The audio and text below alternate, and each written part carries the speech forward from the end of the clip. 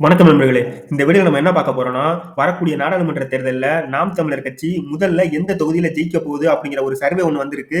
அது மட்டும் இல்லாம ரவீந்திரன் துரைசாமி ஐயா என்ன சொல்லியிருக்காரு அப்படிங்கிறத இந்த வீடியோல பார்க்க போறோம்.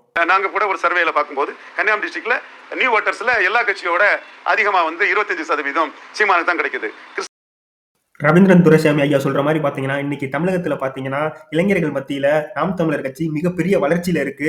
இது பாத்தீங்கன்னா, திராவிட கட்சிகளுக்கு மிகப்பெரிய ஆபத்தாகவே பார்க்கப்படுகிறது. எப்படின்னு கேட்டீங்கன்னா, இதுக்கு முன்னாடி இருந்த ஜெனரேஷன் பாத்தீங்கன்னா, எல்லாருமே திராவிட கட்சிகளையே ஃபாலோ பண்ணிட்டு வந்துட்டு இருந்தாங்க. ஆனா இன்னைக்கு பாத்தீங்கன்னா, இளைஞர்கள் மத்தியில அது மாறும்போது, இதுக்கப்புறம் வரப்போற திராவிட கட்சிகளோட நிலைமை பாத்தீங்கன்னா, ரொம்ப மோசமா போய்கிட்டு இருக்கு. அந்த ஒரே காரணத்துக்காக தான் சீமான் அவர்களையும், நாம் தமிழர் கட்சியும் தமிழகத்துல வளரவே விடக்கூடாதுங்கிறதுல மிக தீவிரமா செயல்பட்டுட்டு இருக்காங்க திராவிட கட்சிகள். அதுக்கெல்லாம் முக்கிய காரணம் என்னன்னு பாத்தீங்கன்னா, இதுவரை தமிழகத்துல பாத்தீங்கன்னா, அதிமுக, திமுகன்னு 2 கட்சிகள் மட்டுமே பொது கட்சிகளா இருந்துகிட்டு, அதுக்கப்புறம் வர்ற கட்சிகள் எல்லாத்தையுமே பாத்தீங்கன்னா, ஜாதி ரீதியாக பிரிச்சு, அவர்களுக்குள்ள சண்டைய உண்டு பண்ணி, ஒண்ணு சேர விடாம தமிழர்களை ஒண்ணு சேர விடாம பாத்துக்கிட்டு இருந்தது தான் இந்த திராவிட கட்சிகள். ஆனா இன்னைக்கு பாத்தீங்கன்னா, நாம் தமிழர் கட்சி அப்படி கிடையாது. பொதுமக்களிடம் பொதுவா ஒரு கட்சியா வளர்ந்து வந்துகிட்டு இருக்கு.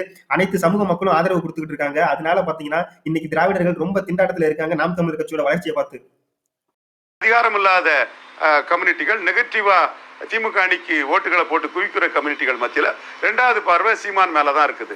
அதே மாதிரி இதுவரை தமிழகத்துல அதிகாரத்துக்கே வராத சமூகத்தை அத்தனை பேர்த்தையும் ஒன்று திரட்டி சீமான் அவர்கள் பாத்தீங்கன்னா அத்தனை பேரையும் ஒன்று திரட்டி இன்னைக்கு ஒரு நாம் தமிழர் அப்படின்னு ஒரு இயக்கத்தை கட்டமைச்சு தமிழகத்துல ஒரு மிகப்பெரிய புரட்சியை ஏற்படுத்திக்கிட்டு இருக்காரு. வரக்கூடிய நாடாளுமன்ற தேர்தலும் சட்டமன்ற தேர்தலும் நாம் தமிழர் கட்சிக்கு மிகப்பெரிய வளர்ச்சியா இருக்கும் அப்படிங்கிறது எந்த மாற்று கருத்தும் கிடையாது.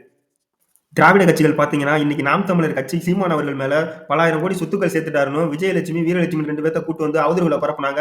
அதுக்கப்புறம் பாத்தீங்கன்னா ஆமக்கரி AK-47 சொல்லிட்டு இலங்கையில உண்மையா நடந்ததை சொன்னதை கூட குற்றச்சாட்டா சொல்லி மக்கள்கிட்ட ஏமாத்துறாங்க. அதுக்கப்புறம் பாத்தீங்கன்னா இன்னைக்கு ஃபேக் ஆடியோவை கிரியேட் பண்ணி சீமான் அவர்கள் மேல கெட்ட பெயரை ஏற்படுத்துங்கிற ஒரே காரணத்துக்காக திமுக சில அல்ல கைகளை வச்சுக்கிட்டு சீமான் அவர்கள் மேல மிகப்பெரிய குற்றச்சாட்டை சாட்டிக்கிட்டே வர்றாங்க. ஏன்னா அவர்களால பாத்தீங்கன்னா நேரடியா அவரோட அரசியலை அவரால் எதிர்கொள்ளவே முடியல. அந்த காரணத்துக்காக தான் தனி மனித தாக்குதலை ஏற்படுத்திட்டு இருக்காங்க இந்த திராவிட அல்ல கைகள்.